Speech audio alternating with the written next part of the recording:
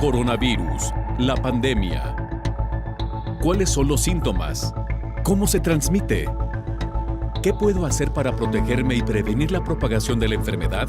Nuevo padecimiento que ha encendido las alarmas de los sistemas de salud. Coronavirus, la pandemia. Qué gusto reencontrarnos en este espacio de Coronavirus, la pandemia. Gracias a usted que nos sigue a través de la señal de todos, Canal 44, y también a quienes lo hacen a través de las señales de las televisoras públicas en México y América Latina. Hace aproximadamente 2 semanas le contábamos sobre este regreso a las aulas presenciales en nuestro país. Hoy estaremos haciendo una revisión de qué es lo que ha sucedido desde entonces. También algunos países europeos poco a poco han regresado ya a las clases presenciales. Una vez que está casi concluyendo el verano, revisaremos también las experiencias en otros países. Parte de lo que estaremos hoy comentando en este espacio. Países de primer mundo y con altos ingresos como Estados Unidos no han podido garantizar un regreso a clases seguro ante esta pandemia de COVID-19. Preocupa a maestros y maestras la calidad de ventilación en escuelas. Según una encuesta, le tendremos los detalles. La diferencia entre escuelas, padres de familia y alumnos hacen más difícil llegar a acuerdos para protocolos en clases presenciales y se triplica la hospitalización en niños de 5 a 11 años de edad debido a COVID-19. También estaremos revisando estas estadísticas. Mientras tanto, vayamos con nuestra compañera Elizabeth Ortiz, porque hay países que, como se lo adelantábamos ya, a pesar de tener todos los recursos, no han podido garantizar un regreso seguro a las aulas. Aún países con altos ingresos como Estados Unidos no pueden garantizar un regreso a clases seguro ante la COVID-19. Uno de los obstáculos es la duda que prevalece en ciertos grupos sobre la inmunización, pero tampoco hay una generalidad en las condiciones de las escuelas para tener una ventilación adecuada. Los Centros para el Control y Prevención de Enfermedades elaboró una guía clara basada en la evidencia para que las escuelas sigan abriendo, que incluye el uso universal de mascarillas en estudiantes, maestros, personal y visitantes a las instituciones, independientemente del estado de vacunación. Asegurarse de que las escuelas trabajen para mejorar la ventilación, implementar programas escolares de pruebas y asegurarse de que aquellos que son elegibles estén inmunizados. Las comunidades con tasas de vacunación más altas tienen menos visitas al departamento de emergencias y hospitalizaciones para niños con COVID-19. Un estudio que evaluó a más de 600,000 casos de COVID desde abril hasta mediados de julio sugiere que los que no estaban vacunados tenían 4,5 veces más probabilidades de contraer COVID-19, más de 10 veces de probabilidades de ser hospitalizados y 11 veces más probabilidades de morir a causa de esta enfermedad. Además, en las próximas semanas será dado a conocer a nivel internacional los resultados con los menores de entre 5 y 11 años de la vacuna desarrollada por Pfizer y BioNTech. De acuerdo con directivos que informaron a Spiegel, ya están impulsando la producción y la vacuna sería la misma, pero con una dosis menor, informó Elizabeth Ortiz. Vamos al reporte diario que nos llega desde la Organización Mundial de la Salud en Ginebra, Suiza. Nuestra compañera Verónica López, corresponsal de la agencia EFE, lo presenta. Verónica, te escuchamos. Adelante con el informe. Hola, ¿qué tal? Buenos días, Belén. Buenos días a todo el auditorio de Canal 44. Los casos confirmados de coronavirus en el mundo superan ya los 224,5 millones. De ellos, más de 4,6 millones han fallecido, 6.300 en el último día. Según los últimos datos de vacunación de la Organización Mundial de la Salud, hasta el momento se han inoculado 5.500 millones de dosis y 2.300 millones de personas están totalmente inmunizadas. El 80% de las vacunas se han inyectado en países de ingresos altos y medios. Los países pobres apenas presentan una cobertura de vacunación del 1,4% y registran altas tasas de letalidad. El objetivo de la OMS pasa por apoyar a todos los países para que vacunen al menos al 10% de su población a finales de este mes, al menos al 40% a finales de este año y al 70% de la población mundial a mediados de 2022. Si es así, la organización considera que la pandemia podría estar controlada en marzo de 2022. América supera los 86,5 millones de casos y 2,1 millones de muertes, y sigue con el reto de vacunar más rápido, con Uruguay y Chile como únicos países con más del 70% de la población totalmente inmunizada. La alarma ha saltado porque se han notificado casi el doble de infecciones comparado con la misma época del año pasado. Honduras empieza a vacunar a los adolescentes entre 15 y 17 años, Ecuador a menores a partir de 12 años y El Salvador es el primer país de Centroamérica que vacuna a niños de entre 6 y 11 años. La Organización Mundial de la Salud ha pedido retrasar la tercera dosis en la población general al menos hasta final de año. Además, un estudio internacional publicado en la revista The Lancet, en el que han participado científicos de la organización, ha determinado que una vacunación general de refuerzo no es necesaria en este momento.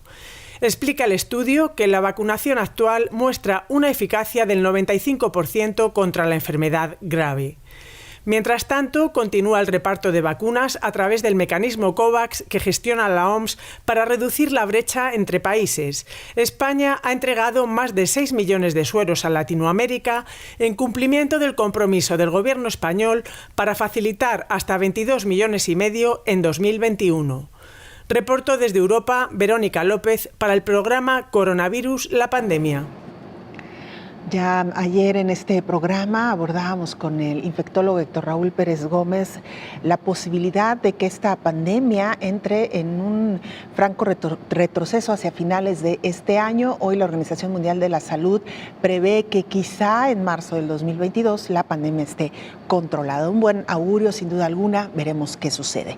Mientras tanto, preocupa a los profesores y profesoras la ventilación en los espacios educativos. Dicen que no garantiza el suficiente aire para que se pueda considerar un espacio libre del virus.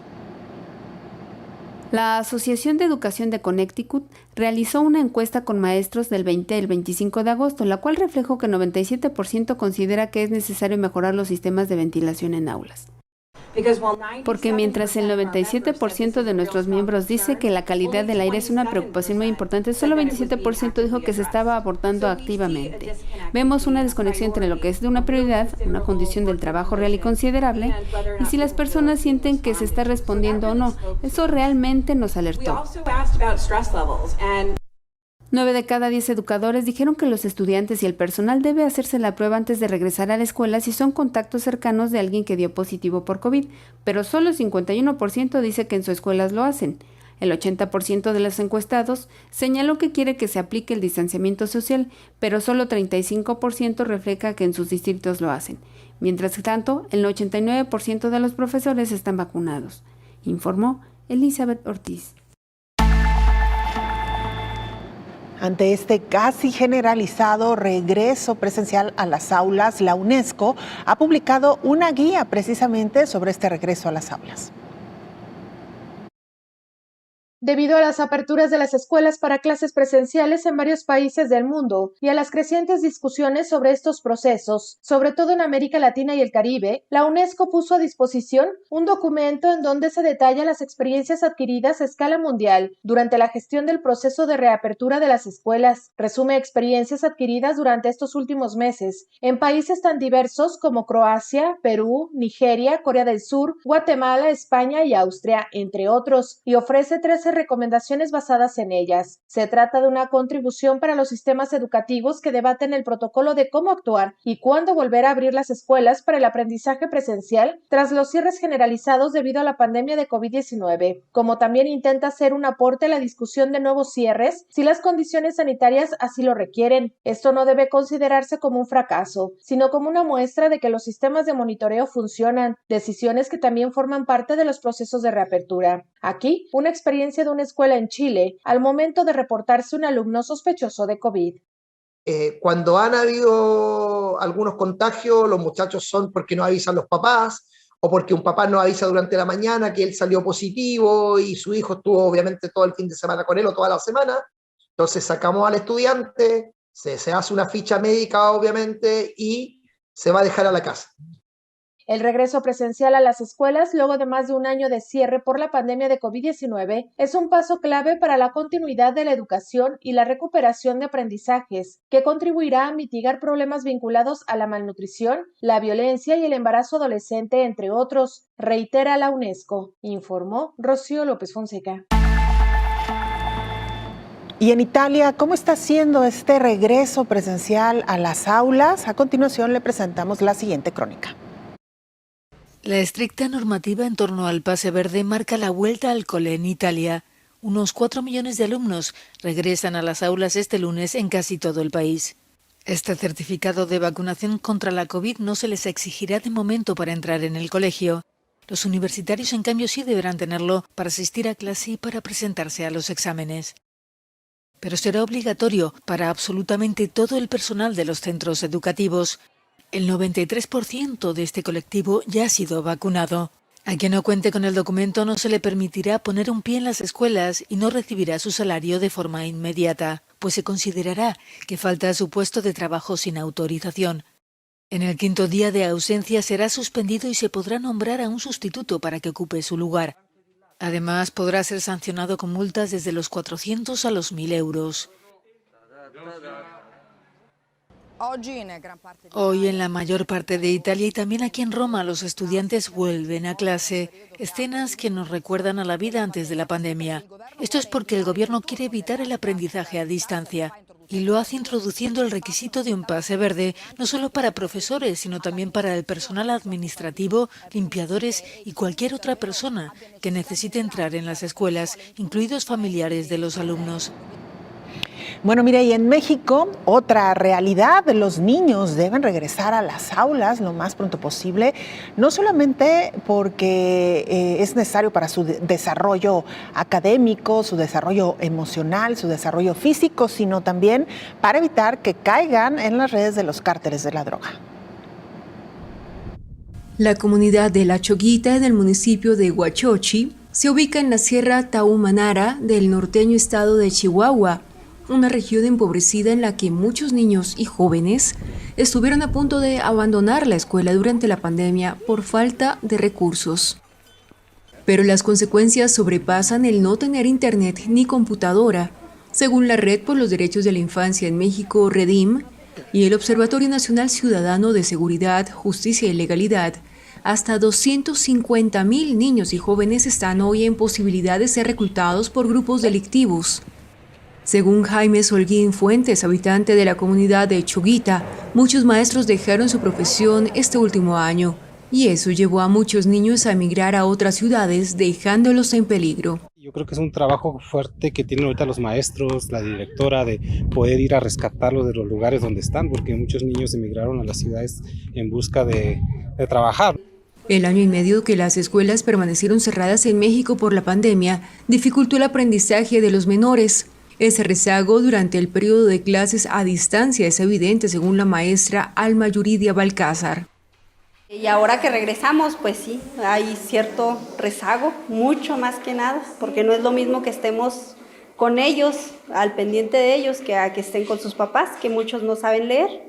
Ahorita pues sí estamos batallando con el rezago y ellos pues muy contentos de que ya estamos aquí otra vez con ellos, presenciales. También recordó que algunos niños de la etnia Rarámuri no tienen internet, ni computadoras, ni teléfonos móviles. Un claro ejemplo de la brecha digital que padecen muchos menores. Pues se me hizo muy difícil, no tenía computadora ni tablet para hacer las clases en línea, tampoco internet ni nada de eso. Frente a esta situación, expertos recomiendan a los gobiernos modificar las condiciones de desigualdad para cerrar la brecha de vulnerabilidad frente al crimen organizado. Según el informe, hay casi 4 millones de niños de 5 a 17 años en situación vulnerable y la gran mayoría de ellos no asisten a la escuela. Así las diferentes realidades. Vamos a la pausa, regresamos con más información.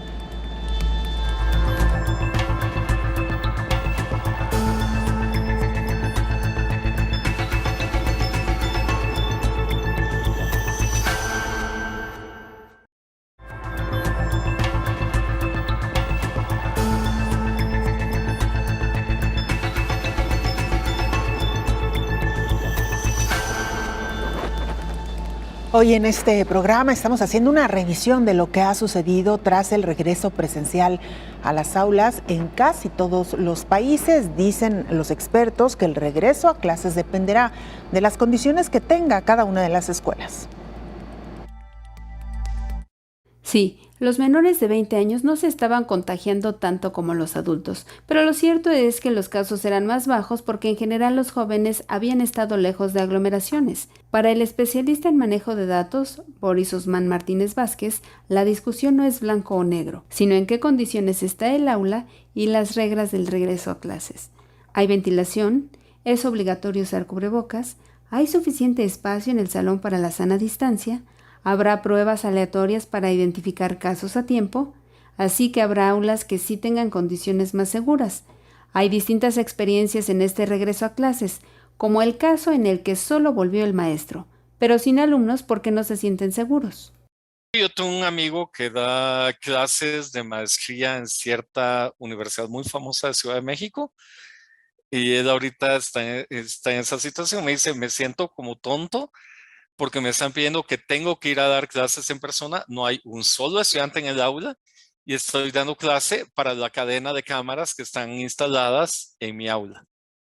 Así que en la reactivación del sector educativo hay prácticas diferenciadas, informó Elizabeth Ortiz. Y mire, otro caso en Filipinas, inician el ciclo escolar con las aulas vacías por segundo año.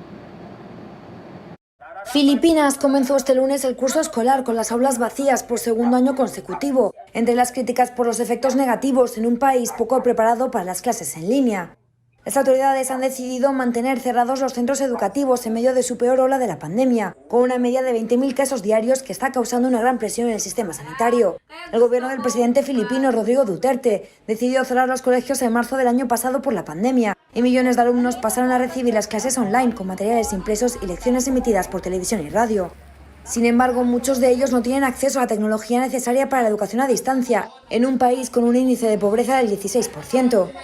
La Agencia de la ONU para la Infancia, UNICEF y varias ONG locales han hecho un llamamiento para que las autoridades lleven a cabo una apertura progresiva de los colegios, principalmente en las zonas rurales donde tienen menos medios para realizar las clases a distancia. Según UNICEF, más de 27 millones de estudiantes se han visto afectados por la clausura de los colegios en Filipinas.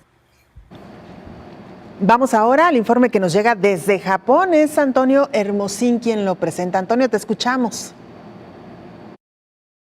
Hola, ¿qué tal? Buenos días, Belén. Buenos días a todo el auditorio de Canal 44. Japón mantiene sus medidas contra el virus mientras los contagios están a la baja. Desde este lunes, prácticamente la mitad de las regiones del país, Tokio entre ellas, siguen bajo estado de emergencia sanitaria. El gobierno decidió la semana pasada extender esta medida extraordinaria hasta finales de septiembre. Las autoridades niponas optaron por mantener las restricciones debido a que la ocupación de los hospitales se considera excesiva. Los contagios diarios de COVID en todo Japón se sitúan por debajo de los 15.000 desde hace 7 días, tras haber superado los 25.000 entre mediados y finales de agosto. El estado de emergencia conlleva sobre todo restricciones que afectan principalmente a bares, restaurantes y karaokes, entre otros establecimientos. En cuanto a las vacunas, Japón ha inoculado por el momento con la pauta completa al 50% de su población. El gobierno espera empezar a aliviar las restricciones vigentes hacia noviembre, para cuando se espera haber vacunado a casi la totalidad de su población objetivo. Reportó desde Japón Antonio Hermosín para el programa Coronavirus la Pandemia.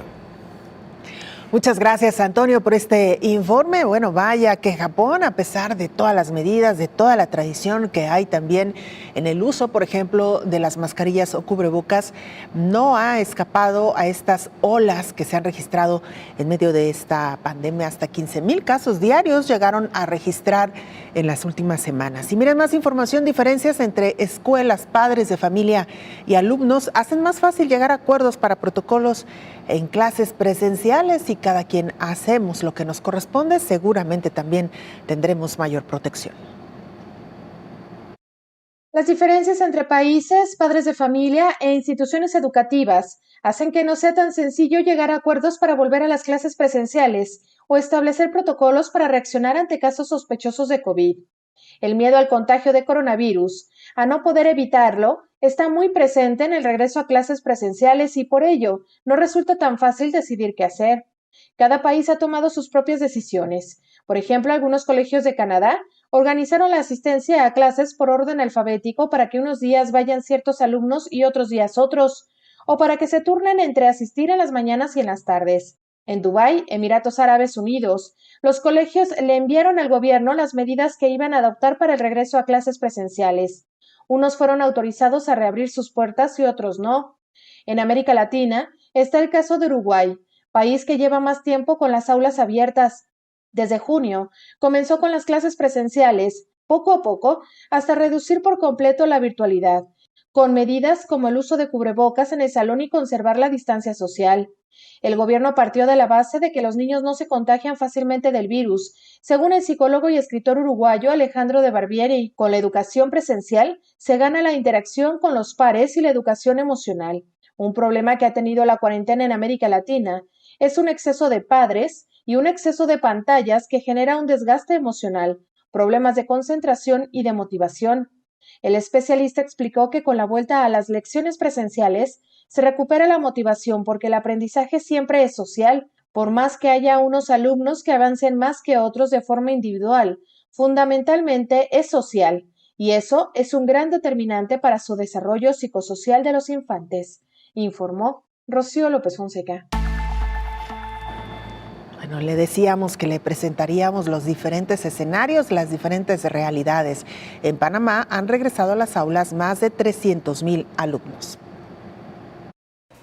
Decenas de niños y niñas de la escuela Carlos A. Mendoza en el popular barrio San Miguelito, a las afueras de Ciudad de Panamá, se sumaron a los más de 300,000 estudiantes que se incorporaron este lunes al régimen de clases semipresenciales en el país, como parte del regreso progresivo y seguro a las aulas en el marco de la pandemia de la COVID-19. Miriam Espinosa es la directora de este centro educativo. Los padres deben estar conscientes de que todos los maestros están vacunados, todos los administrativos estamos vacunados y de que aquí se le va a brindar todo lo necesario de apoyo a los estudiantes en lo que es en el proceso de bioseguridad. Aquí no falta nada. Las clases semipresenciales, que consisten en asistir pocas horas, varios días a la escuela, comenzaron oficialmente a finales de mayo pasado, pero muy pocos de los cerca de 900,000 alumnos que tiene el sistema están asistiendo pese a los protocolos de bioseguridad establecidos siguiendo la guía de las autoridades. Por ahora, 1.398 escuelas de todo el país, que representan el 30% de todos los centros educativos, se han unido a este retorno gradual. En el trimestre anterior, según la información oficial, había 455 escuelas de las más de 3.900 que tiene el país, impartiendo clases semipresenciales, modalidad que en el sector público arrancó el 31 de mayo pasado. Así, el retorno a las aulas coincide con el avance de la vacunación contra la COVID-19 en Panamá, con cerca del 50% de la población objetivo inmunizada con las 2 dosis, y con una bajada en ritmo de la pandemia que ha causado al menos 462.224 contagios y 7.137 muertes en el país. UNICEF, que en marzo pasado dijo que Panamá era el país del mundo con mayor cantidad de días sin educación presencial o semipresencial, ha exhortado a que las clases presenciales se retomen de manera gradual, iniciando en los lugares donde los alumnos no tengan conectividad y donde los indicadores de la pandemia lo permitan. Se triplica la hospitalización entre niños de 5 y 11 años de edad. La red de vigilancia de hospitalizaciones asociadas a la enfermedad por coronavirus de los Centros de Control y Prevención de Enfermedades de los Estados Unidos muestra que las tasas de hospitalizaciones asociadas a COVID-19 han aumentado rápidamente en niños y adolescentes menores de 18 años. Las tasas semanales de las hospitalizaciones asociadas a COVID-19 por cada 100,000 niños de los 5 a los 11 años se ha triplicado durante un periodo reciente de 8 semanas. Son las más altas observadas para este grupo de edad durante la pandemia. En la Unión Americana han sido aplicadas 377 millones de vacunas. Eso significa que más de 3/4 partes, es decir, el 75% de las personas mayores de 18 años, han recibido al menos una dosis de vacuna. Hasta el momento el 64% de la población está totalmente vacunada. Para las personas de 12 años o más, el 73% ha recibido al menos una dosis de vacuna y otro 62% está completamente vacunado, informó Elizabeth Ortiz. Tiempo ya de hacer una muy breve pausa. Regresamos con mucha más información.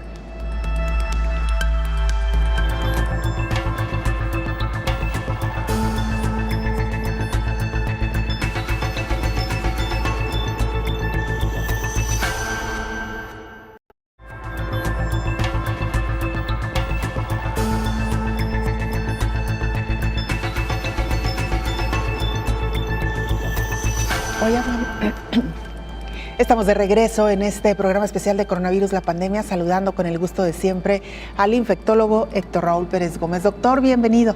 Gracias, Belén. Buen día. Qué gusto saludarte. Igualmente, doctor, hoy vaya tema el que estamos abordando y sobre todo ahora que hemos revisado algunos de los casos muy puntuales en el mundo. Nos referimos al regreso presencial a las aulas, esto que provocaba tanto temor, tanta inquietud, que dividió tantas opiniones, doctor.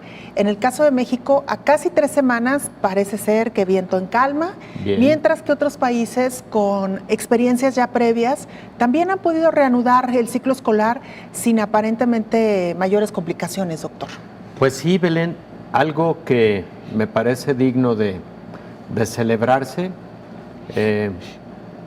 sin echar campanas al vuelo, como decimos comúnmente, coloquialmente, pero mantener mucha vigilancia epidemiológica, fundamental, siempre en todas estas actividades colectivas que representan mucha convivencia comunitaria. Y afortunadamente, como bien lo dices, han transcurrido 3 semanas.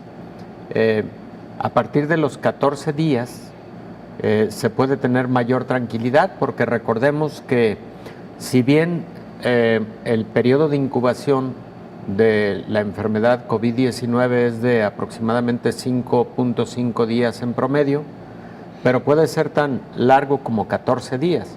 Entonces, por eso se dice que cuando se reanuda una actividad colectiva, en este caso la presencialidad escolar, hay que mantener mucha vigilancia durante esos primeros 14 días porque son los que pueden representar una detonación en crecimiento epidemiológico de la enfermedad. Claro.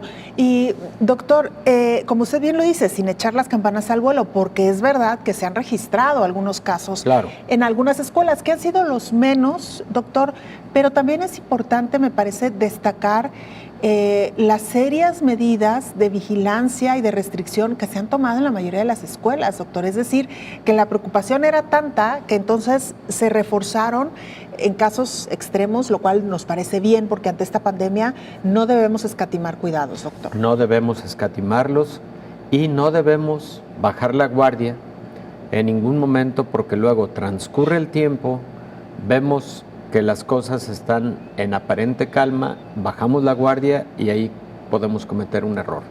Entonces, se trata de estar alertas en todo momento, a lo largo de los meses. Debemos identificar que la pandemia, en tanto no tenga una reducción a la baja clara y además que se encuentre en incidencias verdaderamente disminuidas, hasta entonces podemos empezar a tener un poco más libertad, podemos tener un poco más confianza al respecto, pero mientras tanto mucha vigilancia epidemiológica, mucha acción de parte de padres de familia, de parte de profesores, en general de toda la comunidad escolar, que la integran alumnos, profesores, personal administrativo, personal directivo y, sin lugar a dudas, y como rol importante y fundamental, ahora sí que como centinelas de la vigilancia de los buenos protocolos, los padres de familia, que de alguna manera han sido los más preocupados, los que han tenido más incertidumbre al respecto del retorno a actividades escolares presenciales. Pero pues muy bien, creo que motivo de alegría que por el momento no haya habido una explosión epidemiológica por COVID-19 ante el retorno a las actividades escolares presenciales. Ahora, doctor, también habrá que ver qué sucede en los próximos meses conforme aquellos padres que decidieron no enviar todavía a sus hijos a la escuela por algún temor, alguna preocupación, cuando vean que relativamente todo transcurre en calma, decidan sí enviarlos y entonces crecerán los grupos, un nuevo reto para los profesores y para los directivos. Sí, cada paso va a ser un nuevo reto, ¿verdad, Belén? Recordemos que en algunos centros escolares se decidió que siguiera la modalidad híbrida por motivo del espacio de las aulas, etcétera, y en algunos otros, como bien lo señalas, se dejó a libertad de decisión de los padres de familia si llevar o no a los hijos a la escuela. Y por el momento, bueno, hay estimaciones de que un 20% decidieron esperar. Entonces, posiblemente un siguiente paso vaya a ser un incremento del 20% de personas acudiendo, de niños, jóvenes, adolescentes acudiendo a actividades presenciales. Doctor, revisando algunas de las publicaciones sobre qué es lo que ha funcionado para algunos países y ahora aparentemente para México, es sin duda alguna el tema de la vacunación. Hay que recordar que los profesores fueron también de los grupos prioritarios que se inmunizaron para precisamente poder permitir este regreso a las aulas. Nos referimos a profesores, directivos, personal administrativo. Doctor, sin embargo, hay un tema también que ha causado mucha controversia. ¿Se debería o no empezar la inmunización de los niños más pequeños? Yo creo que esa es otra gran preocupación de los padres, vacunarlos o no en medio de este regreso ya presencial a las aulas. Sí, Belén, creo que para muchos padres ha sido un gran deseo poder vacunar por lo menos a los hijos que tienen de 12 años o más, que es en donde se encuentra mayor evidencia de eficacia de la vacuna. Los ensayos clínicos en niños más pequeños, de 5 años a 11 años, apenas están concluyendo, y de niños más pequeños también apenas esos estudios, ensayos clínicos están en curso. En tanto no se tengan resultados contundentes, seguramente las agencias regulatorias de los países no darán el paso de autorización a niños tan pequeños. Entonces eso va a esperar un poco, pero los niños de 12 años o jóvenes adolescentes de 12 años en delante ya están siendo vacunados en muchos países del mundo.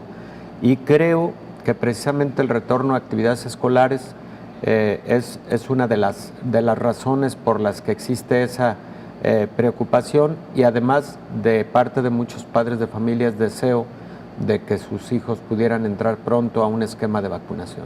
Doctor, solamente para confirmar, porque es una pregunta que nos hacen constantemente, es una inquietud muy genuina de parte de los padres con niños adolescentes, es si realmente es seguro inmunizar a los niños de 12 a 17 años, como bien dice, ya está ocurriendo en otros países. Plenamente seguro y además altamente eficaz. Al igual que como ocurrió con los adultos, la vacuna contra COVID-19 en esta población de 12 a 19 años o de 12 a 18 años de edad fue tan eficaz y segura, y particularmente la vacuna de Pfizer ha sido la más estudiada en este grupo poblacional. También hay estudios con vacunas chinas como la vacuna de Sinovac, y también hay algunos estudios con Moderna.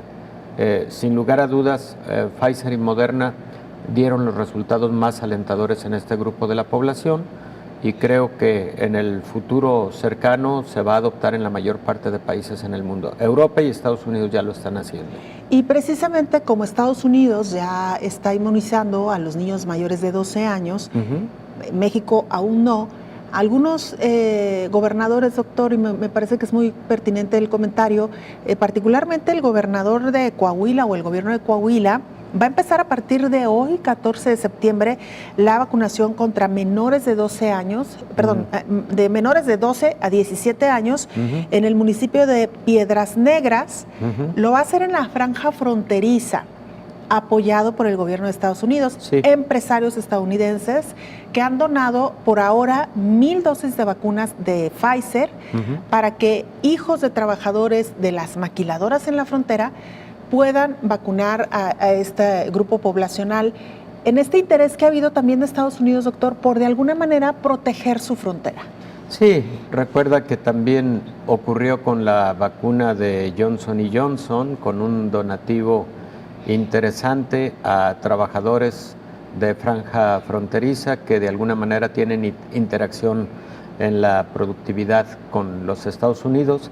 Y bueno, no me extraña ahora lo que están decidiendo hacer con respecto a población de entre 12 y 18 años de edad en Coahuila, que además va a ser de mucha utilidad, Belén, por varias razones.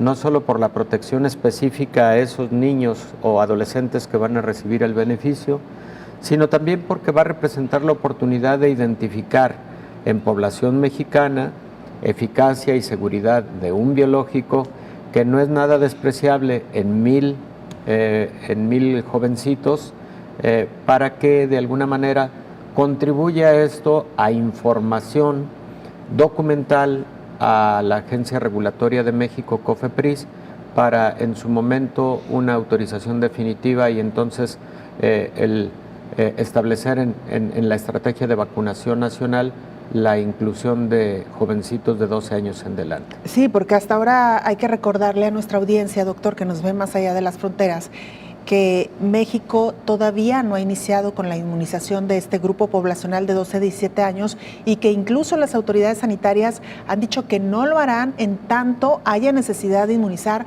a otros grupos. Y lo único que se ha informado es que podrá vacunarse a aquellos niños de 12 a 17 años siempre y cuando pudieran tener algún riesgo, alguna comorbilidad. Algún riesgo de enfermedad grave, como enfermedades inmunosupresoras, como enfermedades malignas, reumatológicas, etcétera.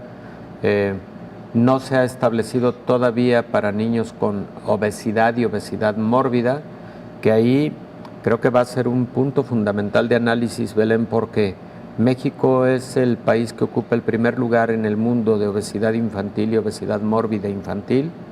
Esto incluye adolescentes de 12 a 18 años de edad, lamentablemente, y no hay que perder de vista ese subgrupo de la población. Importantísimo el hecho de contemplar ya estas inmunizaciones, doctor. Sí. Insistimos en el marco de un regreso presencial a las aulas y por supuesto también en la imperiosa necesidad de que los niños y jóvenes retomen en la medida de lo posible sus actividades que tenían antes de la pandemia. Claro. Ya se han estudiado los estragos, ya se han observado las consecuencias de estas cuarentenas tan prolongadas, sobre todo en países donde no existe una infraestructura ni condiciones, tanto familiares como económicas, para poder atender a estos niños en casa, doctor. Sí, Belén.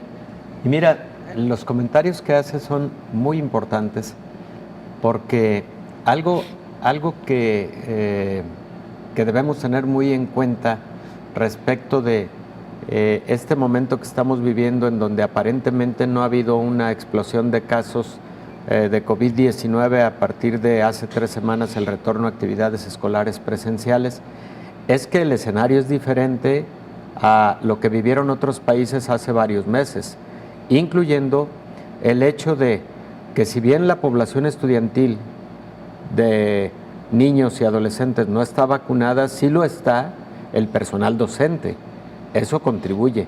Pero también, Belén, algo que no ha sido explorado ampliamente y que me parece que debería explorarse es cuál es la seroprevalencia o la presencia de anticuerpos en población infantil mexicana o de cualquier lugar del mundo que sin haber tenido contacto con inmunización podrían tener inmunidad natural por enfermedad adquirida, a la mejor asintomática a lo largo de los meses previos, y eso pueda contribuir a tener una protección de alguna manera en estos momentos. Doctor, regresamos con este comentario porque me parece que es importante hacer algunas precisiones precisamente sobre esto que usted ha mencionado. Claro que sí, Belén. Vamos a la pausa, regresamos.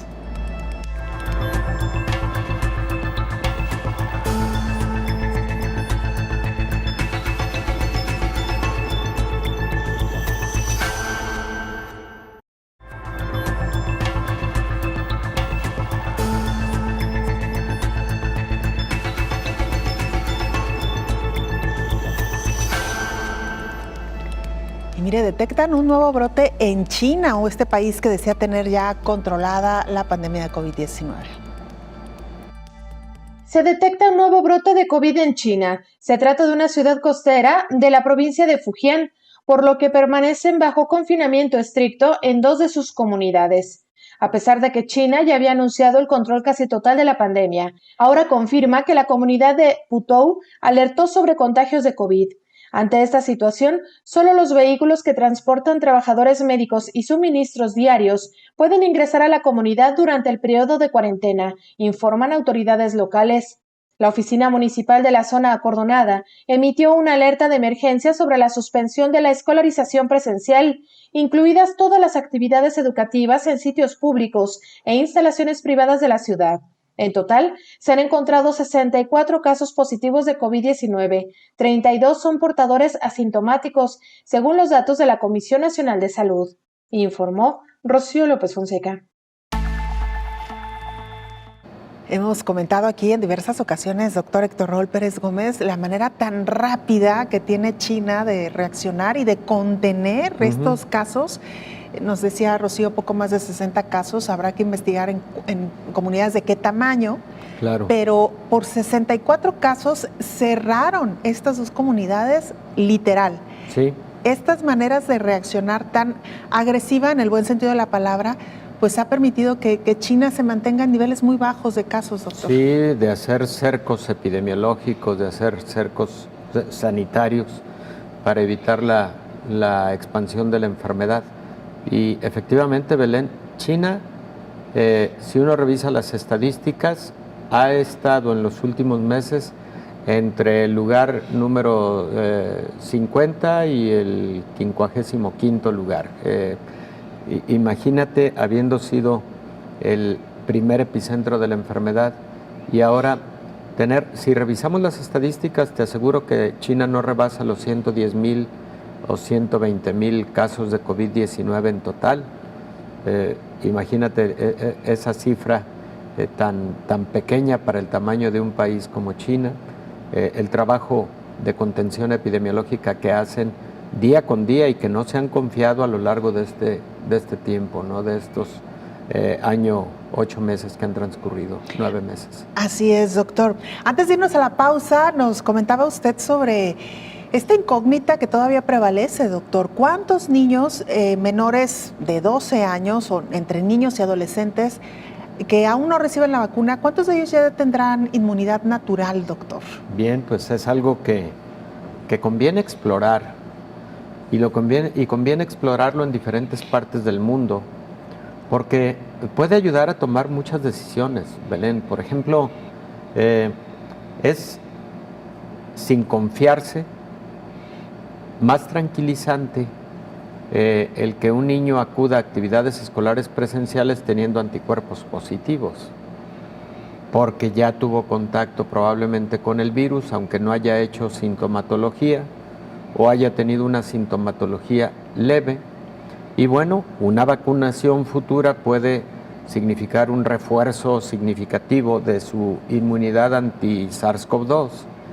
Pero mientras tanto, la identificación de anticuerpos puede hablarnos de que tiene un grado de protección, sin confiarse, por supuesto, ¿no? Entonces, yo como padre de familia, incluso de forma espontánea y voluntaria, haría prueba de anticuerpos a mis hijos bajo esas circunstancias, ¿no? Yo no tengo hijos menores de 12 años, mis hijos prácticamente tienen 17, 18 y más, pero bajo esas circunstancias, pues yo hubiera hecho una pruebita de anticuerpos que me estaría generando un poco más tranquilidad ante una positividad para el retorno a actividades presenciales, ¿no? Claro, doctor, sobre todo aquellos menores que estuvieron en contacto con personas enfermas. Hay que recordar que todavía hace muy poco familias completas se enfermaron, doctor, desde el abuelo, los padres, los tíos, y los niños estuvieron conviviendo en estos entornos. Que no hayan presentado síntomas no quiere decir que no se contagiaron. Y te aseguro que un alto porcentaje de esos niños pueden tener anticuerpos positivos, efectivamente, por lo que dices, por infección asintomática o por infección leve, o sea, con pocas manifestaciones clínicas.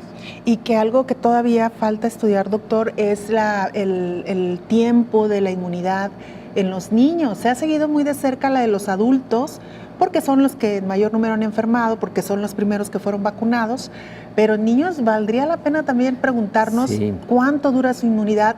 Hay que recordar que su constitución, y usted nos lo ha dicho, el nivel de receptores que tienen, la manera en que desarrollan ellos inmunidad, pues es distinta de los adultos, ¿no? Sí. En todas las enfermedades. En todas las enfermedades, definitivamente, y son preguntas interesantes, muy interesantes, preguntas de investigación para estos momentos ante el retorno de actividades escolares presenciales.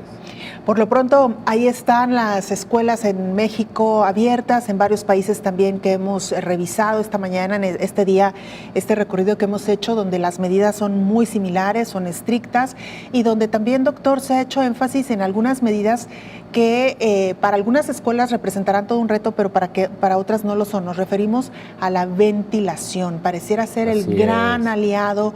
¿Por qué? Porque los niños, debido a la pandemia, se han reducido los tiempos de juegos, los tiempos de convivencia entre ellos, y se ha centrado la educación mucho más al interior de las aulas para tener, digamos, más control sobre el movimiento y la conducta de los niños. Al pasar más tiempo al interior de las aulas, se hace entonces indispensable el contar con suficiente corriente de aire para que el virus, en caso de estar presente, se esparza. Sí, Belén, sin lugar a dudas. Y fíjate, Belén, qué interesante, perdón que parezca digresión lo que voy a comentar, pero esto debe tener utilidad también para el diseño de centros escolares, el diseño arquitectónico del futuro. Cómo la pandemia de COVID-19 nos debe estar enseñando mucho al respecto de la forma de transmisión de enfermedades respiratorias, etcétera. Y bueno, que en el futuro este diseño arquitectónico de espacios escolares contemple también esos asuntos sanitarios que van a tener gran utilidad. Espacios más amplios, espacios con mayor ventilación, espacios que permitan en un momento dado más distancia entre persona y persona, etcétera. Todo eso debe ser de alguna utilidad para el futuro. Oiga, doctor, ¿y veremos eventualmente alguna disminución en enfermedades respiratorias debido a estas nuevas prácticas, sobre todo entre la población infantil y juvenil, doctor? Ya las vimos, Belén, y las vamos a seguir viendo. Por ejemplo, fíjate cómo la influenza casi pasó inadvertida durante el periodo invernal que hace algunos meses tuvimos y acabamos de pasar. Para el caso de México, por ejemplo, casi no hubo casos de influenza, fueron muy pocos comparativamente con años previos, y es que las medidas adoptadas anti-COVID, sin lugar a dudas, dieron como beneficio secundario menos casos de otra enfermedad respiratoria, por cierto, estacional, que es la influenza, pero que además, al tener un número básico de reproducción más bajo, es de apenas 1, comparativamente con el 2.5 de COVID-19, pues bueno, trajo como beneficio, digamos, colateral el menor número de casos de influenza y de otras enfermedades respiratorias. Claro que tiene un beneficio adicional. Y eso sería válido para lo que sería diseño de centros escolares desde el punto de vista arquitectónico para el futuro, funcional, etcétera, ¿no? Claro.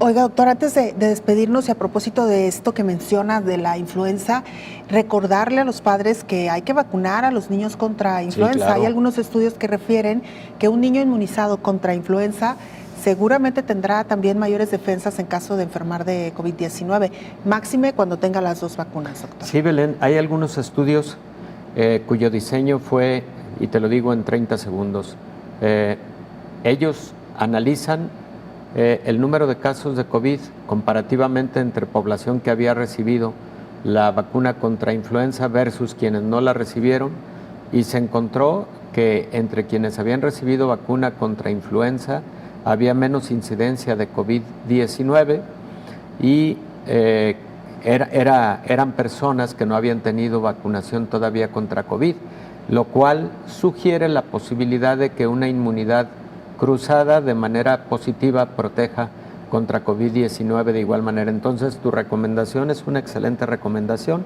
Hay que vacunarse también contra influenza. Llegado el momento, estamos ya muy cercanos a la época en la que se debe vacunar contra influenza, que es durante el mes de octubre, por lo menos aquí en México y en los países en donde el periodo invernal está en alrededor de noviembre y hasta enero del siguiente año. Doctor, pues como siempre, muchísimas gracias. Gracias por acompañarnos. Y bueno, en este regreso a clases, sin duda alguna, recordarle tanto a los padres como a los directivos, como a los propios niños y niñas, que si hacemos cada uno lo que nos corresponde, seguramente tendremos regresos presenciales mucho más seguros, doctor. No confiarnos, no bajar la guardia. No ha habido una explosión epidémica de COVID-19 a partir del retorno escolar, al menos en México, en las últimas 2 semanas, pero no confiarnos. Exactamente. Gracias, doctor, como siempre. Gracias, Nos vamos. Gracias por habernos acompañado. Nosotros lo esperamos en la siguiente emisión.